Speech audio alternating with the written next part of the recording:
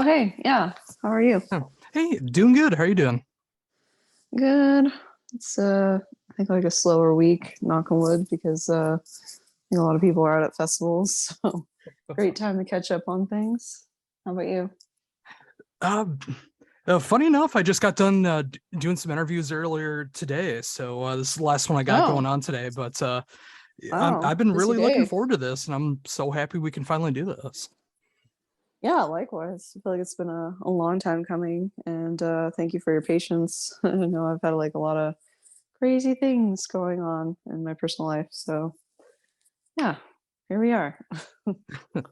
Oh, totally. I completely understand, and yeah, we all got that stuff going on, especially with all the stuff that you've been going on, you've been doing this year, both professionally and your personal life. I mean, I can only imagine how hectic everything has been. Yeah, absolutely. I mean, I just feel like my husband and I, our approach is just to like rip the band-aid off, like get it over with.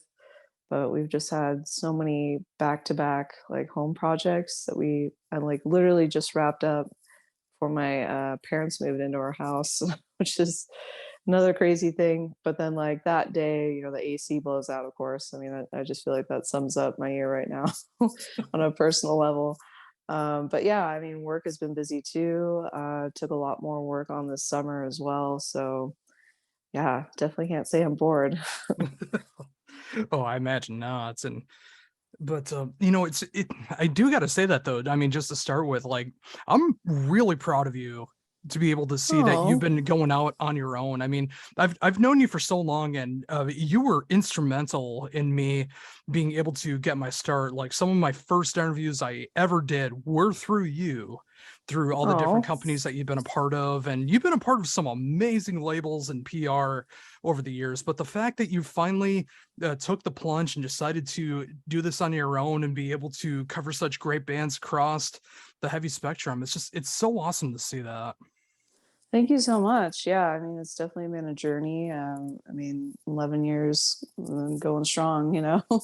But yeah, I feel like every step I've taken towards where I am now is, I mean, yeah, it's definitely like crucial to like help me build my own business. And again, like all the people along the way who I've met and, work with like you, it's just, yeah, it made it so much easier to be freelance at this point. It's like 10 years of relationship building. So yeah, it's been a wild ride.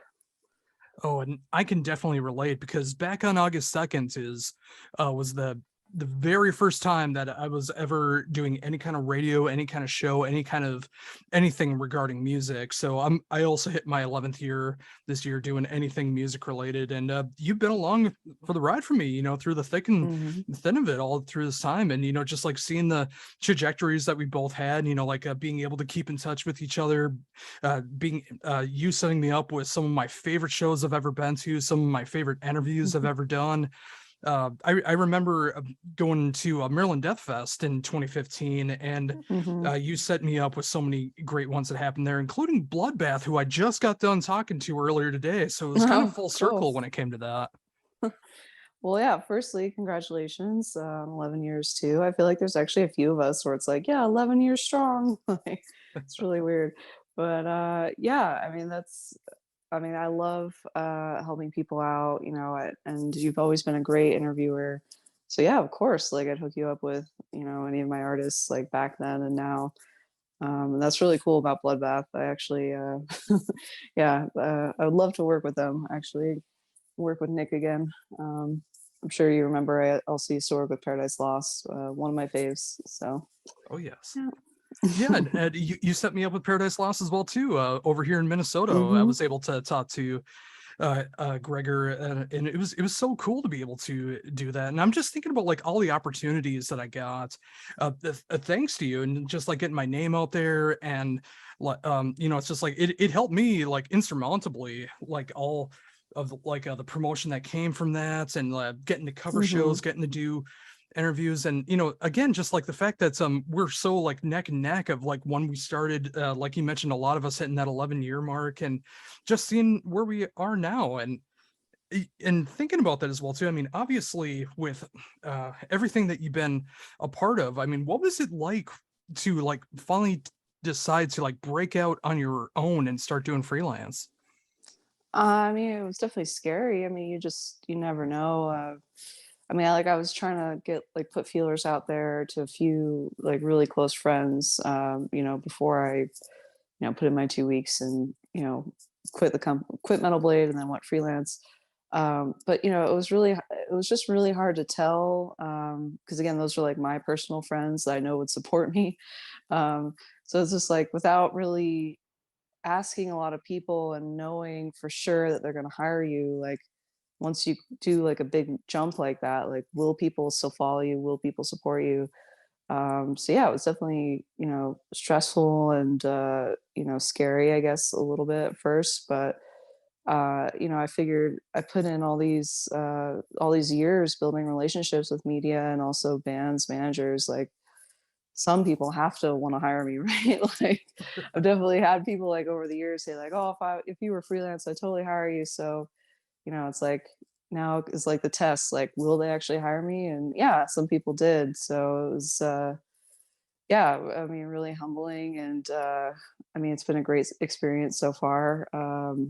I definitely get to work with some of my old like favorites and then new clients and then things that are even metal. So yeah, I can't complain. It worked out really well, thankfully. Knock on wood. Oh, so I mean, that is just so cool. And yeah, I mean, it's so important to be able to build up those working relationships, friends, family, working relationships, whatever the case is. And the fact that you do such quality work and people do want to work with you really says a lot about the talents of what you can do, the labels, the promotion, the bands, everything that you do, and you're able to continue that on, on your own really says a lot about what you're capable of. Well, thank you. Yeah, I mean, as I said, I feel like you know all the experience that I had going into freelance really helped. Like as you said, it's like I worked for two labels. I've met a lot of people, worked with a lot of bands through that. If I had only, I don't know, tried going freelance like 2 years in, I mean, I don't know. I don't know how that would have worked out. You know what I mean? I mean, maybe it would have been the same, but yeah, I'm really grateful for. Yeah, I feel like it's paying off now. All the work I put in those years. Oh, it's so great to hear that. And of course, Thanks. the name as well. Like, if there's any question on where you got the name from and the great pun that comes along with it, if you could explain it to anyone who did not get it, where did you come up with the name for your PR? Well, I mean, actually, to be fair, I was like talking to a few, again, my friends, bouncing off these ideas of, just me going freelance, but then also like what to name my company, like what the logo should look like. And there was definitely a few key people who helped, kind of fine tune it. I mean, I can't remember how many names there were I was thinking of initially, but I'm pretty sure it was Steve Joe at Prosthetic was the one who suggested Breaking Law PR. Obviously, a reference to the Judas Priest song, but also a reference to my last name.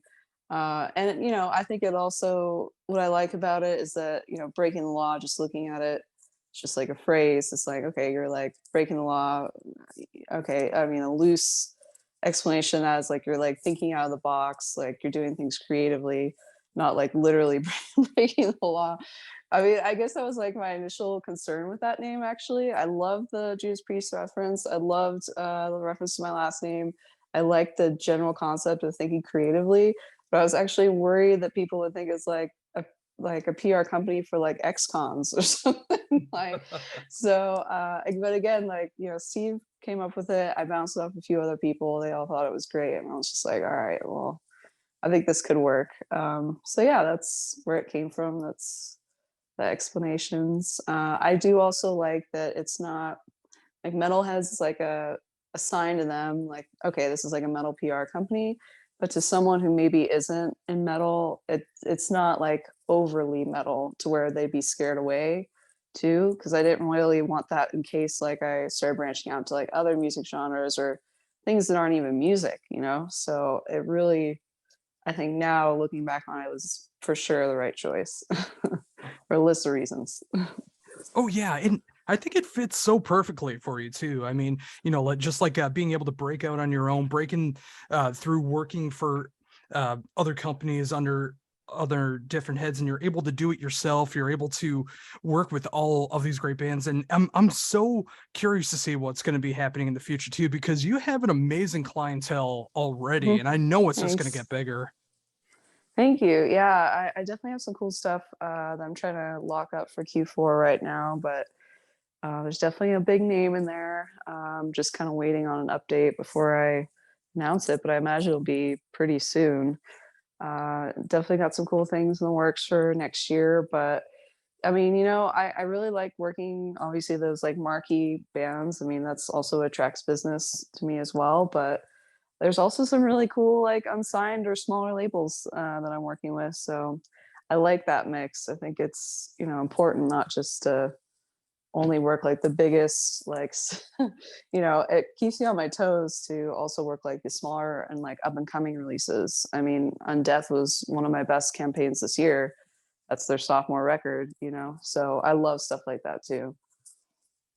Oh, totally. And with Undeath, I mean, I've seen nothing but universal praise for that album. And I've Yeah. seen it like Mhm. regarded as like the best death metal album of the year. And the fact that you're behind Mhm. the press and being able to get the word out for such a great band, and being able to take a band that was already on the rise and bringing them to another Mhm. plateau is so cool.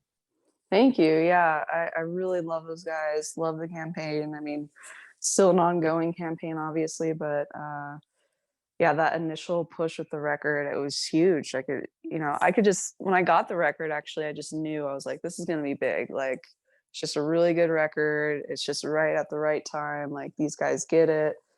But it really took off in a big way that even I wasn't expecting, but very pleased.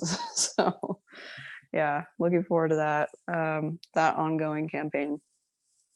Oh, for sure. And the fact that the world is starting to open back up again as well too. I mean, with it being Hmm. taken away from us for a couple years, and now like slowly the festival circuit is going back in Europe, touring is starting to happen more. More albums are getting released on time. I mean, give or take the vinyl releases, of course, Hmm. but I mean, there's so much that's going on right now. And the fact that you were able to break out on your own this year when everything is like slowly but surely getting back to normal, it seemed like perfect timing when it comes to that as well. Yeah, absolutely. I mean, I was actually looking, working at a label and looking at 2022, and I was like, so last year I was thinking like next year's going to be bonkers. Like I could just see it. Like everyone's, sitting on all these records. People are waiting to tour again to release their records. Obviously the festivals were kind of in this weird flux last year. So yeah, I did see all that and thought also, well, I feel like a lot of people are going to need publicists in 2022. So this is a good time to, go out on my own and, see if it works. So yeah, I agree with you. It was really good timing. Although, we're entering a very weird recession now as well. So I guess we'll see how, that affects things. But, I have ideas to get through any dry spells or anything like that. I'm not like too worried. Let's put it that way. Oh, so glad to hear that. And Thanks. yeah.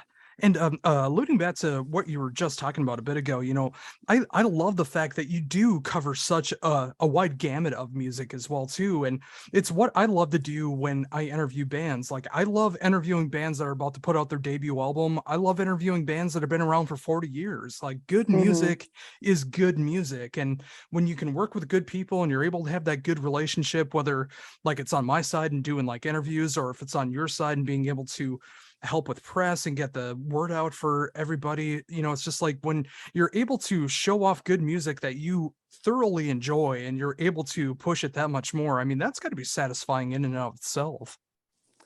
Yeah, definitely. I mean, I feel lucky to have, I mean, my business is like really referral driven. So a lot of people are sent to me from other people who might know me, or or maybe they stumble on some stuff I did online.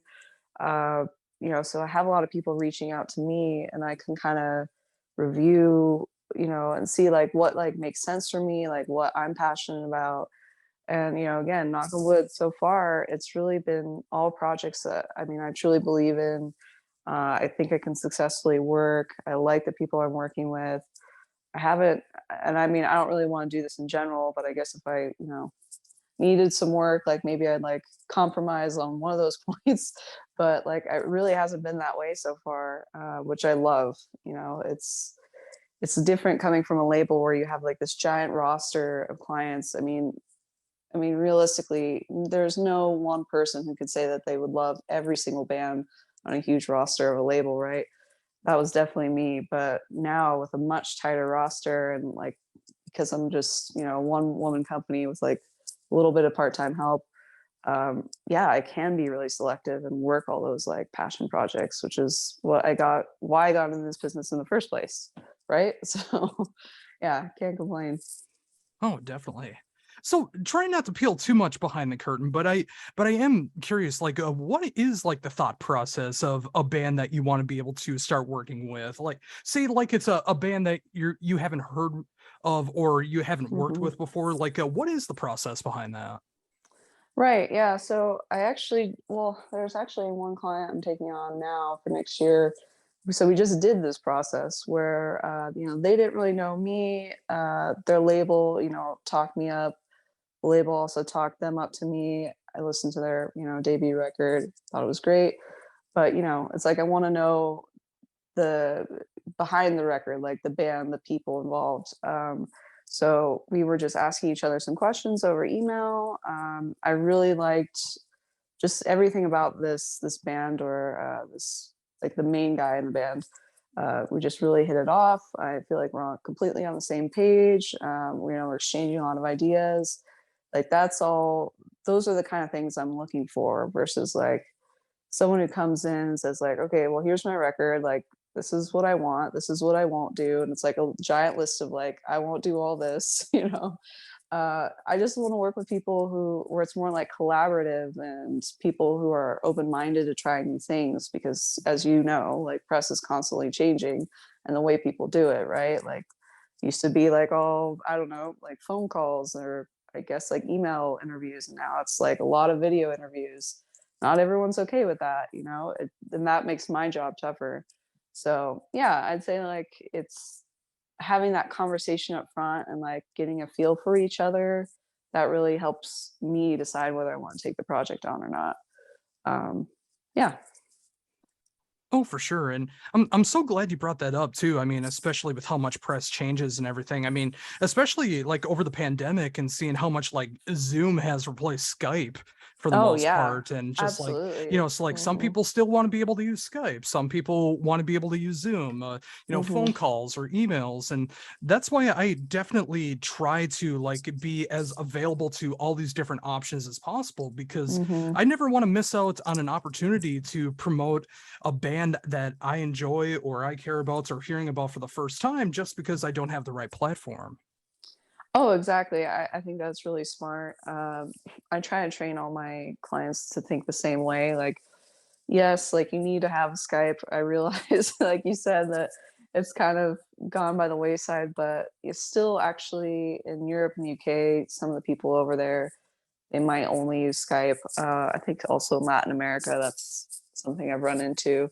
So maybe not so much in the US, but regardless, point is I like working with artists who are open-minded to any kind of platform because it does vary a lot. There's also the media who hate Zoom and don't want to support Zoom. That's fine, but then they want to do like Discord or something else. So again, as long as the artist is open to it, I mean, most of these things are like easy to sign up for, or some of them you don't even have to sign up. You just literally click a link in it opens it up in your browser. You just start chatting away. Easy, right? So, but yeah, having an open mind as media and artists is key. 100%. Totally agree with you. Oh yeah, and especially just like you said when it comes to international as well too, because like I've done everything from like WhatsApp to Facebook Messenger to Hmm. all these different ones, and like even like on Facebook Messenger, I remember like it was like completely written where we're just going back and forth because their mic Yep. was not audible, so we were just like writing questions back and forth to each other. So there's so many variables that can come into doing press, let alone like at least back in the day, I'm not sure how it's currently going right now, but like doing on-site interviews, like during Hmm. shows or festivals. Obviously the pandemic has changed a lot of that, but there's so many variables that can come along with it, and you got to roll with those punches. Yeah, absolutely. I totally agree. Yeah, as I said, I've been trying to train my own clients to like anytime media are like, well, we could have video on or we could just do audio. I'm like, let's do video because I'm just trying to train them now. It's like you got to get used to this. This is the future. The future is now, and that's video, Or I mean, and it kind of helps with in-person interviews too. I think it's like getting these people out of their comfort zone. I mean, yes, I would love to do emailers all the time too, but realistically, like most people want to watch video now. So we all need to adapt, get out of our comfort zones and just move on, to like the latest thing. Oh, totally. And yeah, and that's one thing I've definitely learned while I've been doing these interviews as well too. I mean, especially when it comes to like press days and how busy it can get. And of course, like some of the press that really likes to focus like on dirty laundry or asking questions that has nothing to Hmm. do with the latest material. I'm the kind of person that wants to be able to, at least for like the half hour that I get with them, I want them to be able to enjoy the experience as much as possible. Like, like if they're not comfortable talking as much, if they'd rather do emails or something like that, like something that's very rewarding to me is like taking someone that's really tired from a busy press day and half hour later having them laughing and smiling and just enjoying the time that I had, because I know how much pressure there is to be able to promote yourself, being able to talk to Hmm. people, not knowing what the next question is going to be. But if I can just find a way to be able to promote a band or an artist that I care about and have them have at least a little bit of a good time while other things are going on, I feel like I'm doing my job, and I can help break them when it comes to other interviews as well too. No, absolutely. I definitely think that getting an artist to have a good time and relax. I mean, that's really when you're going to get the best interview, right? So it's definitely a skill to like get that out of an artist, especially after a long press day. And now that I'm doing interviews really for the first time, it's like I can definitely relate and understand when you got so many things going on and you have to like pull away to do an interview. You might like be mentally distracted or I don't know. And again, like I'm not a practice interviewer, like some of these artists, and you're kind of caught off guard when you're first starting to do interviews on like the questions that media usually ask. But I think it's all good practice and like a learning lesson. I mean, I'm even learning now, like trying to, I don't know, give a better interview. Not like rehearsed answers, but just like I kind of anticipate what people will ask, so it's like less anxiety for me. And I'm guessing that's what artists go through too. So yeah, it's definitely it's work for sure. And yeah, I think it's a great thing that you strive to get like a laugh out of them or like put them at ease after a long day. So Oh, definitely. And again, just like everything that you were talking about, I mean, it hits me as well too, because when I first started doing this, I had such a hard time being able to talk to anybody, let alone being able mhm. to talk to musicians that I admire. And I kind of got thrown into the wolves when I first started doing this. And like I could just feel myself tense up. I was constantly talking fast and I had to repeat myself. I had to do all these things. But it's just like the more comfortable you get with it, the more that you do the Mhm. interviews, the more you do press, the more natural you feel. And instead of like feeling like you're doing an interview from my point of view, it's more of just having Mhm. a conversation rather than just asking illicit questions. Yeah, absolutely. I mean, that's the thing is like to be more comfortable, unless you're just like a very outgoing, charismatic person. If you're like that, then that's one thing. If you're not, then yeah, the only way to get better at it is really practice. And again, that's why I try to like encourage people to get outside their comfort zone and do these things. And I do think that they find most of the time, talking to people with like you, that it is more like a conversation or a hangout and very low key, not this like robotic like question answer. And I also think a lot of people, I'm not gonna say, well, I'll take that back. I think that most people I work with in media aren't like trying to trap an artist into like an awkward like question and answer, like you said, like digging up their past or controversial topics. I think most people I work with are respectful of that. And but again, that's something you learn once you start doing interviews. It's like, okay, they're not all out to get me. Like this actually is pretty easy. It's very chill. Oh, absolutely. And that I've always tried to be that way too. Like if I'm taking on an interview, if I get an opportunity, if I send in a request or if I get asked to do an interview, I want to be able to enjoy the experience as much as possible. And I want them to enjoy it as much as well too, because there's so much negativity in the world right Mhm. now. If I can just bring like an X amount of time to just be able to talk about brand new music, talk about some positive stuff that's going on, whether it's upcoming touring or a new release or anything to look forward to in the future, or any kind of anecdotes or side stories that happen in the casual conversation, I'm happy to share that so much more than anything else that could just like lead to some like dirty laundry clickbaits or anything like Mhm. that, because I feel rewarded when I can have like those real conversations instead of the robotic questions and answers. Yeah, no, I completely agree. And I had like an artist recently go like, well, I don't, like they have a lot of anxiety about interviews and just saying the wrong thing, or again, like media like trapping them essentially into making like some headline worthy quote. And I was like, look, what is the benefit for these people to do that? Like, I mean, some of these people are like have huge followings, whether they're like YouTubers or like, some of the biggest metal blogs. It's like, if they do something wrong or they step out of line, like the first thing I'm going to do is like come down on them and then also tell all of my publicist friends, there's really no, again, by this point, it's like I worked with a lot of these people for 10 years. I know who they are. And I just don't see them pulling like a 180 and doing something like that, because there's really like they would just be like cut off, like on a blacklist after that. Or like I would definitely personally wouldn't set up any interviews with them. So I think most people just, yeah, want to have a like a casual conversation at this point. I'm not gonna say everyone, but again, like most people I work with. So yeah, thank you for being one of those. Appreciate it. Um, Um, uh, you know, yeah. building artist confidence back up in interviews.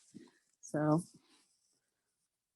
Yeah, definitely. And I'm so glad that you're mindful of that as well too. I mean, again, it shows like how much pride and effort that you really put into what you do, and the fact that you are able to branch it on your own and start collecting this amazing clientele that you have, and which I know is only going to get bigger as time rolls thanks. on. And the fact that you have that mindset about like wanting to set up artists and bands with press for the right reasons, the right people, whether it's covering a show on site, whether it's a blog, whether it's any kind of show on YouTube, whatever the case is. I mean, working with the right people in all facets, it's so important. And the fact that you are mindful of that, I mean, it's incredible to see that that is true.